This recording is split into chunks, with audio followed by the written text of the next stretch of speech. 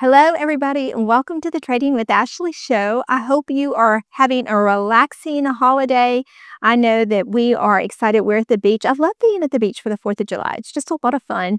So I'm going to take you through the state of the market as I see it. And I actually went over this with my community members today because the main thing that I want for anyone that is a part of the Trading with Ashley world, I just want to make sure that you take profit when the market is overextended. So we're going to talk through a few cues that tell me that it might be time, if you don't take it now, to at least start gearing up and start legging out of some of your plays that are in great profit.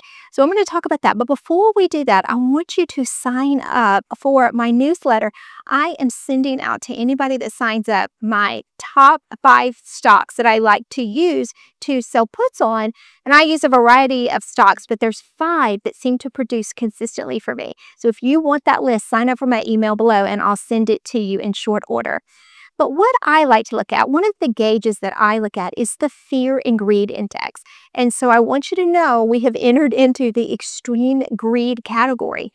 And we're at 78 as of close of day. And that makes sense, right? Because the Qs, the SPY, everything is overextended. And NVIDIA hit new highs today. And so I was watching all this take place. And it's easy to get caught up in the euphoria of it all. But it's important to actually go and lock in some profits on some stocks. You don't have to sell everything, obviously, but you want to produce that cash for when we do have a pullback. And it may not be dramatic. I mean, over the course of a couple of weeks or a month or so, we could pull back anywhere between 5 and 7 or 8%. And it could be much steeper if there's something dramatic that happens. But you want cash on the sidelines when that happens so that you can reload and then allow yourself to enjoy a stock rising again. But there's several different types of trading that I know you all do. So I thought I would take you through a variety of trading scenarios and give you a little bit of my insight on what I'm doing with my portfolio. So let's talk about first a sold put. Okay, so sold puts are important because if they are shorter dated, and I look at anything shorter dated that is 30 days or lower, those, if you chose a good entry and you are well above it, you're probably fine if it's a quality company.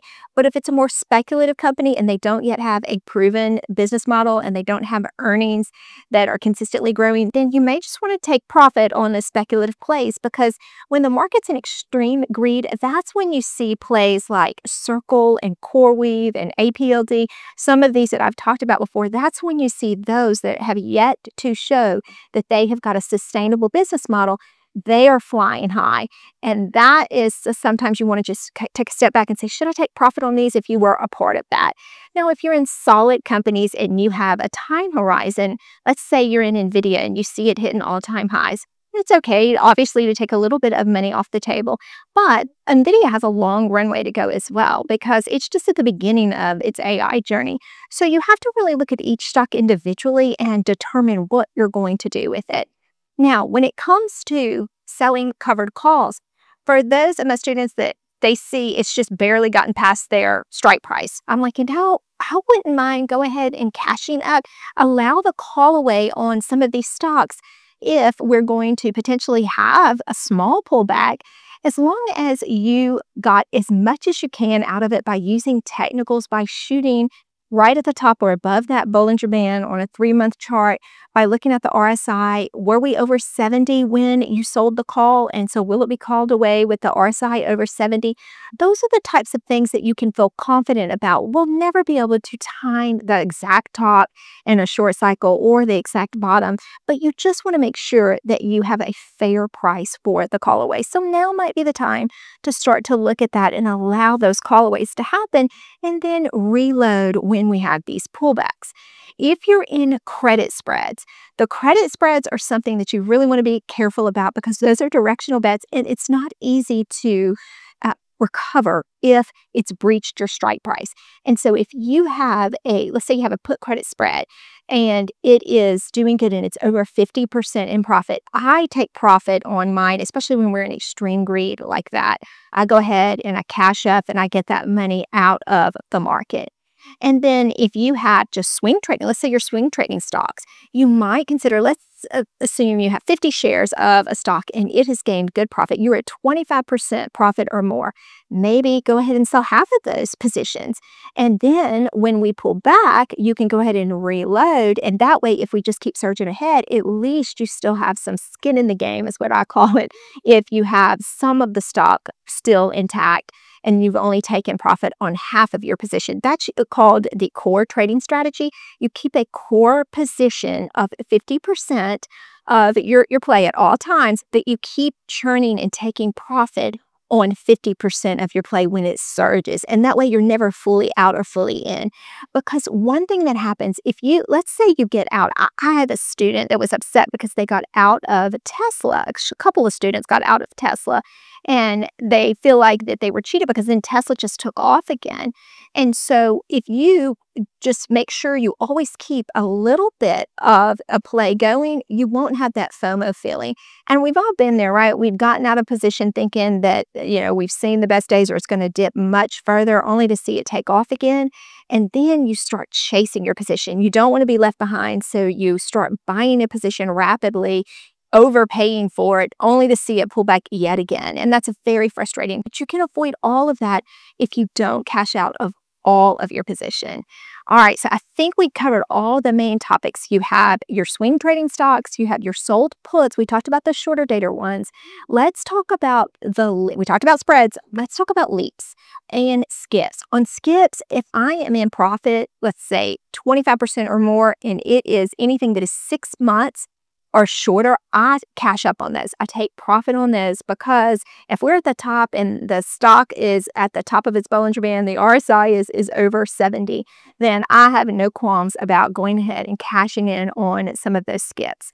If you're in a leaps, like I'm in some leaps on the Qs, they don't expire until December of 2027.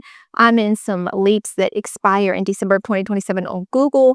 Some other stocks like that, I am letting those run because those have such a long runway. I can sit and wait until it bobs up and down. In fact, if we pull back, I might reload on some of those positions as well. So when they're longer dated like that, you're usually just fine. And so go ahead and just look at everything. You've got a long weekend to do it. And then if you are curious about how to trade options, I've got so many different there is a playlist. It's called Beginner's Playlist. And then I also have one that's called Trading with Family. Those two playlists are a good place to start if you want to kind of learn and just start to whet your appetite for selling options. Use this time that you have it to study and to explore different ways to trade so that you can then dip your toe in the water when we get back into the market. July is typically a very positive month for the stock market. Now, we are coming off of all-time highs, and we're not coming off. We're at all-time highs. We could have a little bit of a pullback, but it may not happen until we get towards the end of July, or maybe we start into August. The fall is usually a little rough right as we start getting into the fall period. And so if you want to keep that in mind, we might keep going for a little while in July, but at least you're prepared and you start to take profit. And right now, I am looking at all of my different plays in each category, and I am going through and I'm deciding whether or not they're flat. I'm going ahead and taking profit if I don't feel like there's a lot of life left in that trade and it's just done a lot of nothing. Or if a trade is red when everything else is green, then, maybe it's a dud, maybe it's a limit, maybe you should go ahead and just get out of that trade. And then I'm trimming my positions that are in profit. I hope that helps you. I hope you utilize this time for family fun and then to prepare your portfolios for the coming days and whatever it brings. Remember, if you're with me, Trading with Ashley, there is no trader left behind.